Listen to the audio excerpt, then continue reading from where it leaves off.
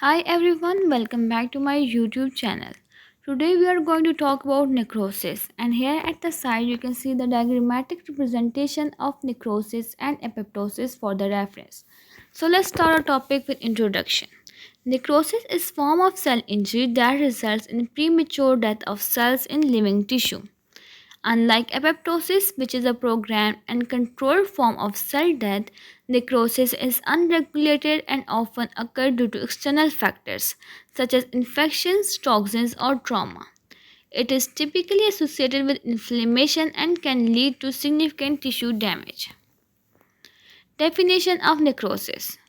Necrosis is defined as a pathological process involving unplanned or accidental cell death due to irreversible injury.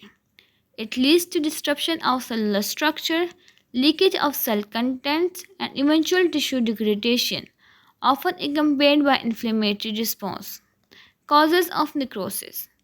Necrosis can result from a variety of factors including ischemia, that is reduced or blocked blood supply that can cause lack of oxygen and nutrients.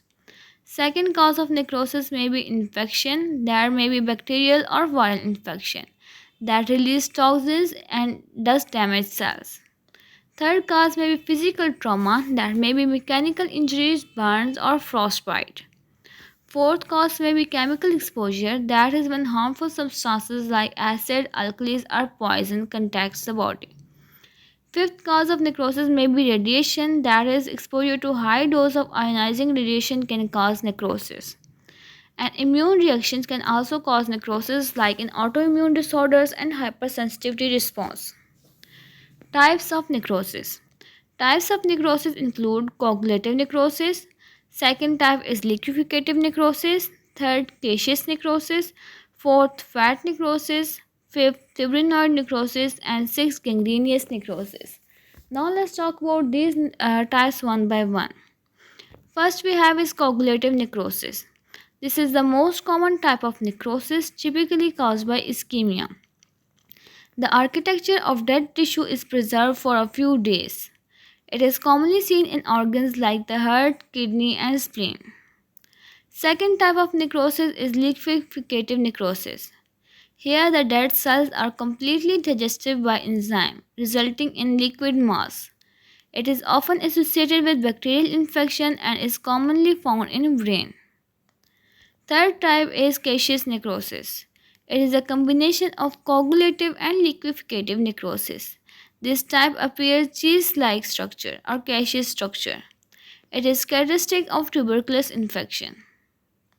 Next type of necrosis is fat necrosis. This occurs in adipose tissue, especially in pancreas and breast. It results from release of lipases which break down fat into fatty acids.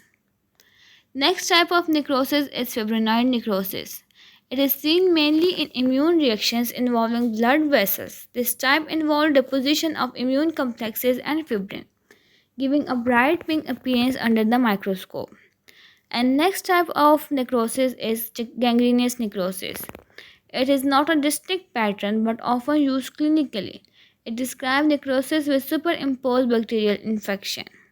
It may be dry, like coagulative necrosis, or wet, like liqueficative necrosis. Morphological changes that occur during necrosis.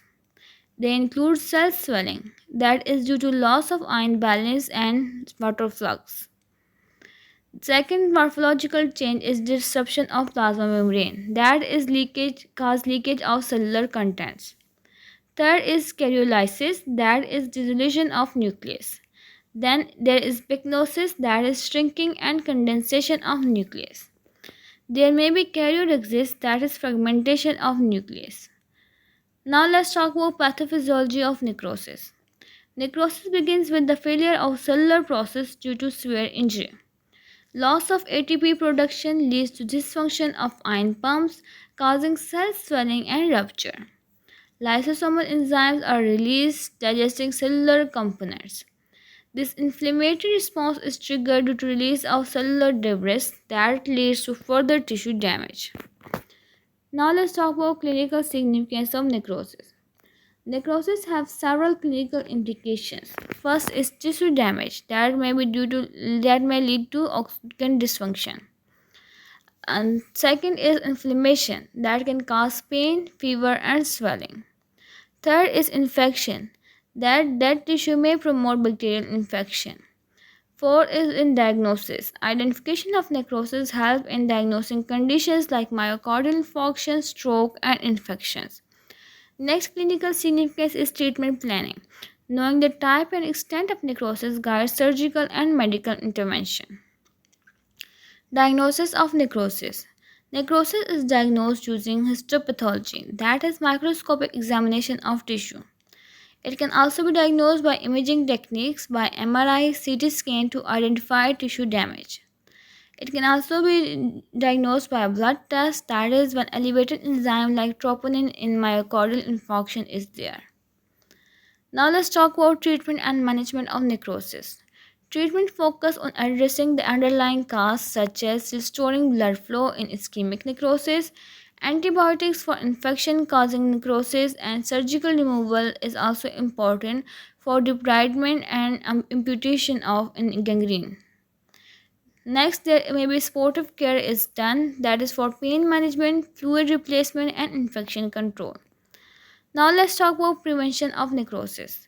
Prevention strategies of necrosis include managing chronic disease like diabetes and hypertension, timely medical care for infections and trauma cases, healthy lifestyle to reduce risk of vascular diseases. Conclusion of this lecture video. Necrosis is a serious pathological condition resulting in irreversible cell death and tissue destruction. Understanding its types, cause, and effects is crucial in pathology and clinical medicine. Early diagnosis and appropriate interventions are essential to minimize damage and improve outcomes. And this was all about necrosis. Hopefully, you liked the video. If you do, don't forget to like, share, subscribe, and comment. Thank you for watching.